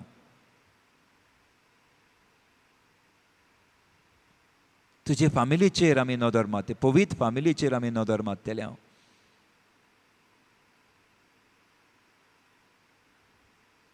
तुज्या मोगाचेर, तुज्या बोगसोण्यांचेर आनी तुजें बोगसोणें, तुजो मोग आमचे फामिलीन हाडटले हांव आमी. आनी अशें तुजें राज आमी स्थापूंक पावतले हांव. आनी तूं आमकां आदार दितलो देखून बापा, पुताक आनी पवित्र आत्म्यांक आर्गां. Hallelujah, hallelujah, hallelujah, hallelujah, hallelujah, hallelujah, hallelujah, hallelujah, hallelujah, hallelujah, hallelujah, hallelujah, hallelujah. आर्गां तुका बापा, आर्गां तुका बापा, आर्गां तुका बापा. सगल्या देंवसराचो भोस कोत्ताय, सगल्या देंवसराच्या वायट वस्तूंचो जे आमचे फामिलीन उजार जाता ताचो भोस कोत्ताय म्हूण देखून तुका बापा आर्गां. मोगडा जेजू तुवें देंवसराचो भोस केलोय. खुर्सा उदेशी खुर्सार तुवें ताका खिल्लायलोय आनी ताका तुवें सारकोच काबार केलो देखून तसोच तूं आमच्या घराब्यान आसा त्या सगळ्या वायटाचेर झोयत वताय, सगळ्या वायटाचेर तूं झोयत वताय म्हूण बापा तुका आर्गां, तुका वाकाणी. तुजें राज, तुजें मोगाचें राज, तुजें शांतीचें राज, तुजें संतोशाचें राज आमचे भितर येता, आमच्या घराब्यान येता. ह्याच वेळार तुजी कृपा व्हांवता, तुजें बोगसणें व्हांवता, तुजो मोग व्हांवता आमच्या घराब्यांत. Hallelujah, hallelujah, hallelujah, hallelujah. तुजी पवित्राय जी जाण आसा सुर्गीची पवित्राय आमच्या घराब्यांनी जण एकल्याच्या भितर हांगासर आसा त्या दर एकल्या वांगड्या सवें ही पवित्राय व्हांवता म्हूण तुजी पवित्र देवीक देणें व्हांवता म्हूण तुका बापा आर्गां. Hallelujah, hallelujah, hallelujah, hallelujah, hallelujah, hallelujah. आयज सान आमी संवसाराचेर नदर मातचें ना, बोगोर स्वर्गाचेर नदर मारतले, तुजेर नदर मारतले, तुज्या उतराचेर नदर मारतले. देंवसाराच्या उतरांचेर न्हय, बोगोर तुज्याच उतरांचेर आमी नदर मारतले आनी तुजें राज आमी ह्या संवसारान घडोवन हाडटले म्हूण बापा तुका आर्गां. Hallelujah, hallelujah, hallelujah, hallelujah, hallelujah, hallelujah, hallelujah, hallelujah, hallelujah, hallelujah, hallelujah, hallelujah, hallelujah, hallelujah, hallelujah. ह्याच वेळार देंवसाराच्यो सगल्यो पदव्यो मोडोन वेता. आमच्या घराब्यांतल्यो, आमच्या मनांतल्यो, आमच्या काळजांतल्यो, आमचे सगळे काळजाचे वायट आवडे ह्याच वेळार मोरोन वेता आनी सर्गीचे अंतरेक तयार जाता आमचे भितर. देखून बाबा तुका आर्गां. Hallelujah, hallelujah, hallelujah, hallelujah, hallelujah, hallelujah, hallelujah. आयज सान संवसाराचे वस्तूंची आशा आमची, संवसाराचे वस्तूच्यो ज्यो आशा आसा त्यो टीव्हीच्यो ओ मोबायलाच्यो ओ सगल्यो वायट वस्तूच्यो ज्यो आमकां आशा आसा पोजडपणाची ओ कसलीच वायट वस्तूंची आमचे भितर जी आशा आसा ती मोडोन वेता. देखून बापा तुका आर्गां. Hallelujah, hallelujah, hallelujah, hallelujah, hallelujah, hallelujah, hallelujah, hallelujah.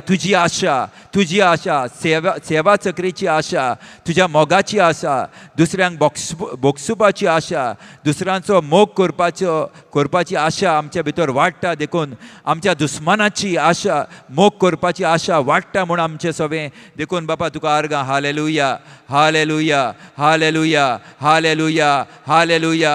आमचे घोराबे पवित्र फामिलीचे घोराबे कोत्ताय. देखून आमचे भितर तुजो आत्मो घातलाय आनी तुज्या आत्म्या उदेशी आमी नवसोडटा, आमची मनां नवसोदता, आमची मनाचो नवसोडणी जाल्या. देखून बापा तुका आर्गां. Hallelujah, hallelujah, hallelujah, hallelujah, hallelujah. आमची मनाची नवसोडणी संवसाराचे वस्तूचेर न्हय, बोगोर स्वर्गाचे वस्तूंचेर जाला म्हूण आमी तुका आर्गां दिता बापा. Hallelujah, hallelujah, hallelujah, hallelujah, hallelujah. देंवसाराच्या फासांत आमी पडचे ना, बोगोर तुज्याच मोगान आमी रावतले, तुज्याच उतरान रावतले. देंवसाराच्या वायट कर्तुबांची आमी आशा, वायट वस्तूंची आमी आशा धरची ना, बोगोर तुज्याच वस्तूंचेर, सुर्गीच्या वस्तूंचेर आमची नदर आसतली. देखून तुका बापा आर्गां. Hallelujah, hallelujah, hallelujah, hallelujah, hallelujah, hallelujah, hallelujah, hallelujah. आयज सान तुजें राज आमी स्थापतले. आयज सान आमी निश्चय कोत्ता तुजें राज स्थापूंक. तुजी बरी खबर, तुजी सोडवणीची खबर, तुजी पिकोवणीची खबर, तुज्या मोगाची खबर आयज सान आमी परगटूंक वेता. आमकां जेन्ना आयज सान लोक पळयतलो तेन्ना आमचे सवें तूं दिसती पडटलें मोगड्या बापा.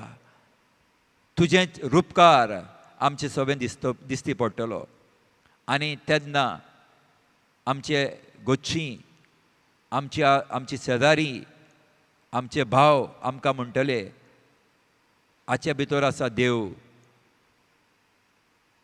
हांच्या भितर आसा देव. हालेलुया, हालेलुया, हालेलुया, हालेलुया, हालेलुया. शांती, तुजी शांती जेजू ह्या वेळार आमचे भितर व्हांवता. तुजो संतोष ह्या वेळार आमचे भितर वाडटा. तुजी शांती आमचे भितर वाडटा आनी चडटा ह्या वेळार. जेजूची शांती ह्या वेळार, जेजूची शांती, जेजूचो संतोष आमचे भितर घे. ह्याच वेळार आमी अनुभवया ह्या वेळार ताचो संतोष, ताची शांती, ताची खुशालकाय, ताची नदर, ताचे दोळे आमचेर आसा. तो पळयता वेळार तो खुशाल. आमी निचो केला देखून सुर्गीचे राज स्थापूंक. आमी निचो केला आमच्या घोराब्यांत सुर्गीचे राज स्थापूंक देखून आयज स्वर्ग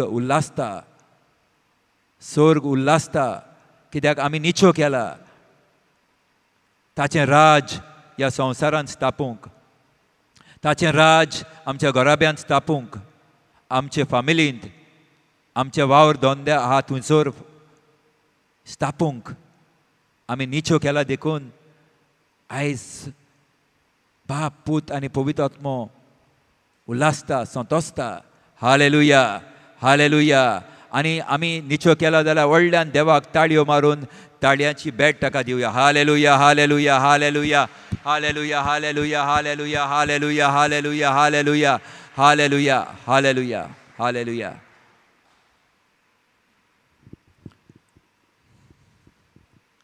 प्रेज गॉड. हालेलुया. सगळ्यांनी डिसिजन घेतला. कोरया, स्थापुया सुर्गीचें राज, देवाचें राज. आनी आमी जोर दिसा सकाळीं ते सांजे एटलिस्ट 5 फावटी आमी म्हणटलें आमचे बाबा न्हू म्हणटाच. त्या दिसाक आमी 5-6 फावटी तरी म्हणटा कायद्या प्रमाणे. 5 आनी 6 आमचे बापा, 3 नमान मरे आनी 5 मिस्तेर, 5 आमचे बापा. आमचे बापा सुर्गीच्या, तुजें नांव पवित्र जावं, तुजें राज आमकां येवं. सो तुजें राज आमकां येवंक म्हणटा तेन्ना उगडास दवरात. कसलें राज? तुजें राज. कसलें तें? शांतीचें, संतोशाचें, नितीचें, खुशालकायेचें, बोगसोण्याचें, मोगाचें. हें राज तापूंक फामिलींत ज्या जाग्यार म्हणटा पळय तेन्ना आमचे बापा तेन्ना उगडास करात. बरोबर सारकें? तुजें राज, तुजें राज, सोजमलें तुजें राज. हांव पयलें म्हणटा तुजें राज आमकां कांय कळनासलें. आतां हांव म्हणटा तुजें राज, हें राज कसलें काय?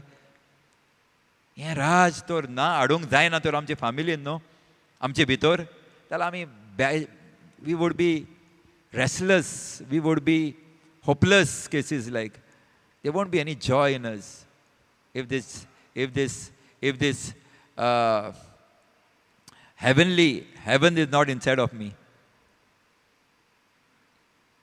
If this kingdom, if this is not inside of me, म्हजे भितर हें तर ना न्हू, आमी कोणाकूच कितेंच बरें करूंक पावचें ना. म्हाकाच बरेंपण करूंक जावचें ना. म्हाका हांवूच जियेतलो संवसारान म्हणल्यार वाजेन जियेतलो. वाजेन जिवंक जाय संवसारान आसा तेन्ना. काय बरीं गितां गावन आतां तुमी पंचार जाल्ल्या भशेन दिसता. हांवें तुमकां सारकींच न्हिदयलीं आसतलीं वो वाज हाडली आसतली. संतोश गेलो ब्रदर, संतोश गेलो तांचो. ना वचोंक ना. देंवसार सांगता बट देंवसार हें तकलेन घालता बट दिसता खुशाल दिसता तुमी. देवाक आर्गां, देवाक वाखाणी. God bless you for hearing. आयकलें म्हणून हें देवाचें उतर, आनी हें देवाचें उतर तुमकां फायद्याक पडटलें म्हूण हांव आशेन रावतां. God bless you all. Please again, तुजें राज, let your kingdom come, let your kingdom come. जेन्ना हें म्हणटा हांव तेन्ना हांव तेस करता पळय तेन्ना बाबा म्हजें हांव मागणें करता तेन्ना लेट योर किंगडम, तुजें राज, तुजें मोगाचें राज आमच्या घोराब्यांत, आमच्या गांवांत, आमच्या फामिलींत, आमच्या धंद्याचेर, आमच्या पयशांचेर. अशें मागणें जावंक जाय. हें मागण्यांक जायतें कनेक्शन करूंक जाता. कोत्तेले तुमी देवाच्या राजा वयर मागणें कोत्तेलें शिकयलां हांवें.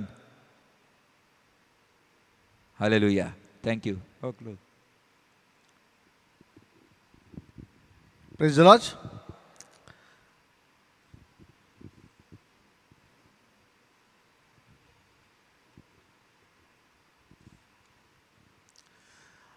बरे भाशेन आमच्या भावान ब्रदर सायमनान देवाचें राज आमकां येवं हाचेर बारीक सारीक आमकां वळख दिल्या.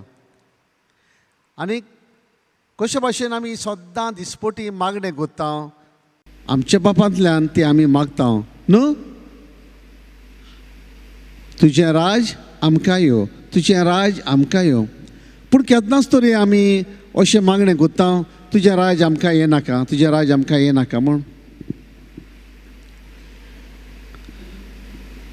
सगळीं आमी तेर्स कोत्ता कितले फावटी आमचे बापा म्हणटा म्हणून भावान सांगलां. पूण केन्ना तरी आमच्या तोंडांतल्यान असलीं उतरां भायर सोदतात तुजें राज आमकां येनाका, तुजें राज आमकां येनाका म्हूण. कोणान न्हू जाल्यार हे तुजें राज इतले फावटी मागता आसतना आमकां कित्याक येना, कित्याक येना जायत. आमी मागता जायते फावटी दुबाविरीत, पूण तेच बराबर आमी तेवूच मागता. तेवूय कितें म्हणल्यार तुजें राज आमकां येवं नाका. म्हणजे हांव ताका बक्षिचो ना, हांव ताका उलयचें ना, हांव ताका सोडचो ना. असलीं चिंतना आमच्या मनांत हाडटात तेन्ना तितलेय फावटी आमी तुजें राज आमकां नाका, तुजें राज आमकां नाका. आमच्या बापा सर्गीच्या तुजें नांव पवित्र जावं, तुजें राज आमकां येवं. मागीर दुसरे फावटी ताका हांव बक्षिचो ना, तो म्हाका ताजे लागीं हांव उलयचो ना म्हणटा तेन्ना आमी देवाचें राज्य लागीं येता तें पयस कोत्ता. सजमली न्हू. जर तर आमकां देवाचें राज येयलेलें आमच्या जिवितांत, आमच्या घोराब्यांत, आमच्या भुरग्यां सोवे, आमच्या वावर दोदल्या सोवे, जाल्यार ही असलीं मेळी उतरां चिंतना पयस दवरात आनी देवाचें राज आमच्या घोराब्यांत, आमच्या वाड्यांत, आमच्या गांवांत, आमचे फिरगोजेंत उत्पन्न करात. आमेन. Hallelujah, hallelujah. भूक लागल्या अशी आमी 10 वरांचेर पोत्तून वचून 10 वरांचेर पोत्तून रावपाक जाय आसलें. पूण आयज तुमकां बेगीन आमी सोडटा कित्याक फाल्यां सकाळीं बेगीन येवपाक जाय देखून. सजमली 8:30 भावाक बंद आसलें. 8:30 बंद करून 9 म्हळ्यार पोत्तून येवपाचें आनी 10 10:30 चालू दवरपाचें. पूण आयज हो वेळ आमी घेतला. तुमी जेवात आनीक सकाळीं तयार जावन येयात. ते आदी एक धाकटी टेस्टमनी गोवायकी आमी आयकून गेली जाल्यार आमच्या जिवितांत देवाचें राज आमी उत्पन्न करूंक आमकां अदीक फायदो जातलो. जेनोविया एक भयण आमचे मदीं आसा. जेनोविया हे भयणीक कशे भाशेन देवाचें राज तिचे जिवितांत फावो जालें तें आमी आयकत जाल्यार खरेंच आमकां आमचें जिवीत बरे भाशेन सांबाळूंक आमकां आदार जातलो. तुज्या थंय घडटा ते भशेन दोन उतरां सांग. Praise the Lord Jesus Christ. म्हाका तेणें मदत दिला आनी जेजून म्हाका पावला म्हूण हांव जेजूक थँक्यू दिता. कित्याक म्हाका कॅन्सर जालोलो पोटान, म्हाका खबर नासलेली युट्रसांत, आनी त्या रेफेंत म्हाका ऑपरेशन करून जेजून म्हाका बलाक दिला म्हूण जेजूक thank you. Praise the Lord Jesus Christ. Praise the Lord. हे भयणीचें नांव जेनोविया, चिंचणी गांवची, जेनोविया फेर्नांडीस. 6 म्हयने आदीं ही भयण हांगा आयलेली आनीक ती हांगा येवन रडटाली कितें तिणें आपलें मरण देखलेलें. दोतोरांनी सांगलें तिका कॅन्सर कसलो तो युट्रसाक कॅन्सर जाला आनीक इतलो व्हडलो तो तुंबोर कसो तिका वाचपाची दोतोरान गॅरंटी दिवंक ना. आनी एक ऑपरेशन करपाक सांगलें खंय 12 लाख पडटले, पूण जिविताची गॅरंटी दिवंक ना. वाचतली वो उत्तेली. आनी असले परिस्थितींत तिका कितें करचें ती सजमना जाली. आमच्या हांगा येवन देवाचें उतर आयकून तें उतर आपल्या जिवितांत ती लावून गेली. पूण दोतोरांनी जें सांगलेलें तें व्हडल्या दोतोरान कॅन्सील केलें आनी तिचें ऑपरेशन केलें खरें, पूण तिका कसलेच त्रास वायट जायनासतना आयज तिचो सगलो तोंबूर आनी बोंबली पासून काडून उडयली खंय, पूण तरूय आसतना तिका आयज देवान जिवी दवरून 6 म्हयने आयज तिका बोदतात. देवान सर्गीचें राज तिका फावो केलां. Praise the Lord. देवाक व्हडल्यान ताळयो मारुया आमचे भयणी खातीर.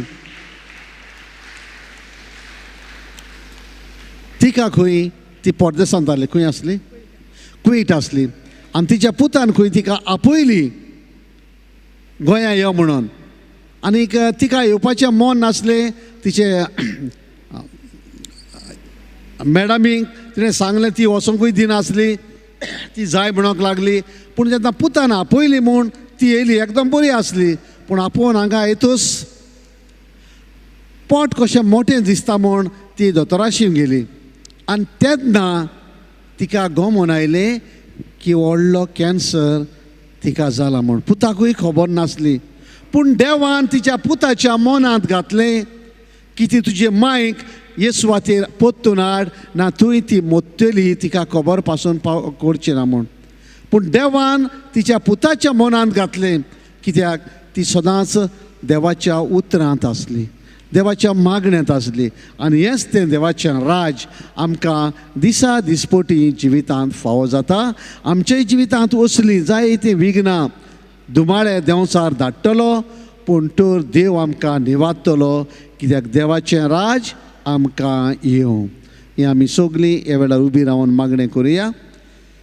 आनी असलीं कोणूय पिडेंत त्रासांत पडलेलीं आसात, कोणूय असल्या दुयेंसाक सांपडलेलीं आसात, देवान ताकाय निवरो, जावं हे सुवातेर जावं आमचे दुसरे सुवातेर, वा कोणूय तो ताका सांगलेलें आसा तांचे पासत माग म्हूण. आयज थोडेच वेळ आमकां 6:30 ब्रेक, 4 ब्रेक पडलो तेन्ना ते एक भाव हांगा भायल्यान आसले आनी आमचो भाव जॉनी म्हाका रुमांत येवन म्हणूंक लागलो, ब्रदर ते एक भाव हिंदू भाव, ते रितीराक हाजीर जावंक नात, पूण ते आयलोले कसले तरी कामाक लागून. ताका म्हणपाक लागलो सुटका जाय, पिकोवणी जाय, आनी एका भावाच्या काळजाक कितें भाशेन व्हडली दूख आसा, तूं मातशें वचोन ताका देवाचें उतर दी आनीक ताका देवान पेकोवणी दिवंक आदार जातलो. हांगा भायल्यानूच बसून ताका 2 देवाचीं उतरां दिले उपरांत मागणें करपाक सुरू केलें.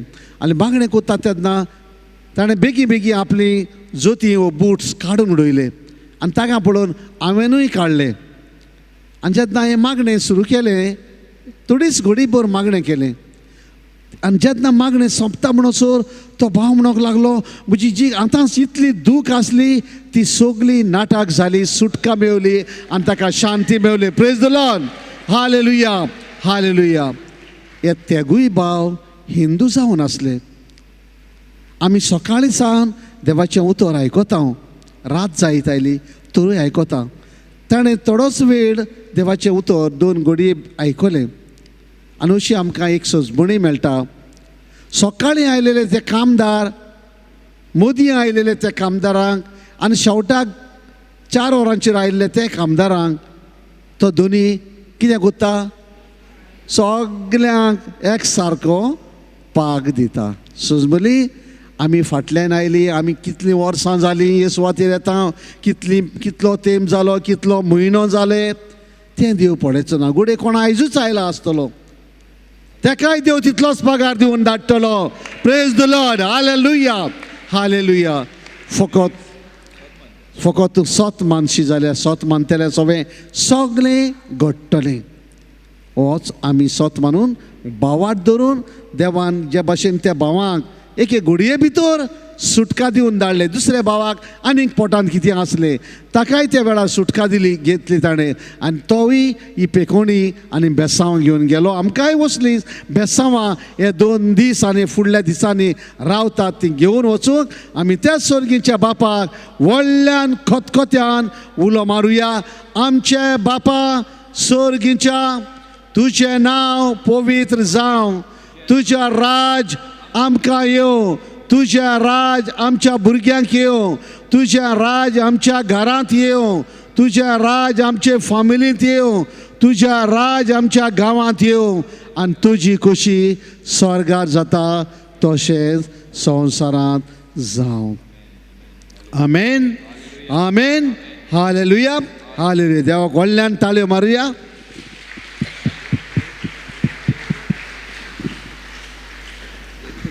You can write the scripture 8, Zechariah 8:23. Zechariah 8:23. मातशें एकूच बरयात, कित्याक हें चड गरजेचें.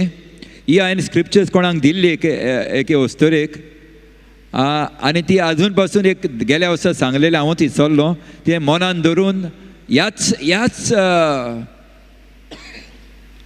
भावार्थान ती वेता फुडें. आनी अशें म्हणटा पळय, सर्वेस्पोर सोर सक्तिवंत सर्वेस्पोर अशें सांगता, त्या दिसांनी सगळ्या भासांच्या राष्ट्रांतले दादले एका जिदेवाच्या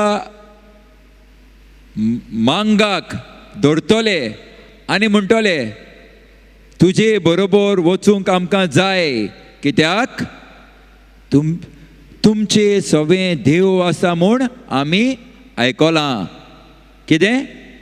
तुमचे सवें देव आसा म्हूण आमी आयकलां. पळय, अशें सर्गीचें राज अशें नासता. सर्गीचें राज तर विस्तारूंक जाय. आमचे भितर देव दिसून येवंक जाय न्हू. कसो देव दिसती पडटलो? चित्र दिसतलें आमच्या बऱ्या उतरा उदेशी, आस्त्या तोंडा उदेशी, आमच्या तोंडांत संतोश रावली जाल्यार सदांच तोंडां वांकडी करून कोण आरो येतलो कोण? देवाचे मनीस अशे आसता हे कशे झेमलेले, मिजरेबल म्हणटा ते भाशेन न्हू. तशें आसना न्हू. तर केन्ना येतलो अशें म्हणटा पळय, त्या दिसांनी सगळ्या भासांच्या राष्ट्रांतले दादले एका जिदेवाच्या मांगाक धरतले, म्हणजे आमचे भोंवती रावतले. आतां ह्या दिसांनी तर ब्रदर जॉन्सन येयल्यार सगळे भोंवता न्हू, तेज्या भितर तेज्या 10 जाणां घालता, वेदो घालता तेका न्हू. कित्याक? ताचे सवें आसा जिविताचीं उतरां, ताचे सवें देव आसा म्हणजे देवाची उतर आसा तशी. आनी त्या देवाच्या उतरा उदेशी मिलाग्री आनी बरेपण घडटा देखून 10 जाणां राष्ट्रांचोय लोक येता. रायट? हालेलुया. हातून कळटा की सर्गीचें राज ताचे भितर आसा म्हणून. सदमता? तुज्या भितर सर्गीचें राज आसा म्हणून कोणें कशें कळटलें? जेन्ना तुज्या सवें आसतलें देवाचें उतर, आनी जेन्ना तुज्या देवाचें उतर आसतलें तेन्ना लोक तुज्या भोंवतणी आसतलो, पयस धांवचो ना. थोडे भाव म्हाजे हांगासरले म्हजे फुडले पयस धांवता, कित्याक हांव तांकां केन्नाय सांगता, बाबा हें सारकें न्हू, तें सारकें न्हू. सो हांव देवाक हिंचात्ता, देवा हें कित्याक करूंक लायताय तूं म्हाका? म्हजे सगळें थंय आरो येवंक जाल्यार धांवता पयस. कित्याक I tell them what is to be done, but it is necessary. गरज आसा सर्गीच्या राजान कितें सोत पळय तें सांगपाक न्हू. सर्गीचें राज विस्तारतलें तर जाल्यार हे नवे रचनेच्या घरांत कितें गरजेचें? सांगप जें सोत आसा पळय तें, जें सारकें आसा तें न्हू. सारकें मरे आमचें ऑस्कर? कितें सोत आसा तें सांगपाक गरज. सोत गरजेचें, सोत सर्गीचें ना. उगी रावपाचें म्हणटा तें देंवसराचें. सो सर्गीचें हाडूंक जाय जाल्यार ह्या नवे रचनेच्या घरांत सोत सांगचें पडटा न्हू. हें सारकें न्हू, तें सारकें, हें बरें, तें वायट, हें जिविताक पावयतले वस्तू, त्यो मरणाक पावयतल्यो वस्तू न्हू. आनी अशें केलें जाल्यार सर्गीचें राज विस्तारतलें. तर आमी कितें करुया? Zechariah 8:23 let us keep in our heart. आमी बांदून दवरुया. तुमचे सगळें जावं तुमकां लोक तुमचे भोंवती येयलोलो, रावलोलो, शेजारी रावलेले तुमचे भोंवती, फामील रावलेली तुमचे भोंवती, भोंवतणी तुमचे भोंवतणी. ओ पयस आवय येयली रे, पाय येयलो रे, ओ माय येयली रे, पळोवया. अशें जाय? श्यामा येयली रे, नाका, श्यामाय त्रास करतली, पळोवया. अशें म्हणून न्ही फॅमिलीक. नाका न्हू हें घेवया आनी वचोया घरा 8:23 गॉड ब्लेस.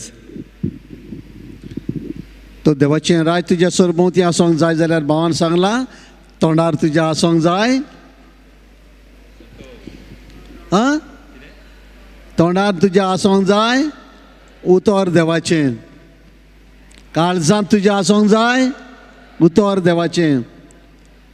मनांत तुज्या आसोंक जाय उतर देवाचें. तेन्ना तुजेर देंवतेलें बेसांव देवाचें म्हणजे राज देवाचें तुका फावो जातलें. तो हें राज आमकां दर एकल्याक मेळोवंक आयज आमी आनीक एक फावट उबी रावया आनी हें जेवण आमकां तयार केलां ते जेवणाचेर आमी आशिर्वाद मागुया आनी जेवणा वरवीं आमकां बरी भलायकी मेळोवंक बरे तरेन आमकां शांतीन न्हीद पडोवंक सुसेग घेवंक आनी सकाळीं फुडें आमी उठोवंक जाता तितलें सकाळीं उठोवन 5:30 वरांचेर उठोवन 6:30 आदीं च्या कॉफी कितें पिवन 7 वरांचे आदीं पयलीं ह्या घरांत आमी तयार जावंक आसता न्ही तयार आं. आनी कोणाक तर गोवायकी टेस्टमिनी आनीकूय कितें तुमच्या जिवितान घडलां तें दिवंक तुमकां सोयेग आसतलो. पूण आमी सकाळीं पोत्तोनी गाय एकठांय जातलीं तें बरे भाशेन आमकां फावो जावंक हे जेवणाचेर आमी आशिर्वाद मागुया आनी म्हणुया जेजू तूं भोव व्हडतो देव तूं सोर पोदवेदार देव. जेजू तुजें ओतमीक जेवण तुवें आमकां आयज फावो केलां ह्या वरवीं सर्गेच्या राजांत कुशालकाय संतोश शांती आमी भोगूंक पावल्या. तेच वरवीं हे कुडीचें जेवण तुवें आमकां आयज तयार केलां. ह्या जेवणा वरवीं आमकां बरी भलायकी मेळोवंक आनी तुजें राज आमी बांदून हाडूंक आमकां ह्या जेवणा वरवीं तुजे कृपेन वाडय. जेजू हांव तुजें मांस खातां. जेजू हांव तुजें रगत पियेतां आनी ह्या जेवणा वरवीं म्हाका तूं भलायकेन बोदताय. जेजू म्हजेर आनी ह्या जेवणाचेर तुजो भरपूर भरपूर आशिर्वाद घाल सायबा. आमेन. हालेलुया.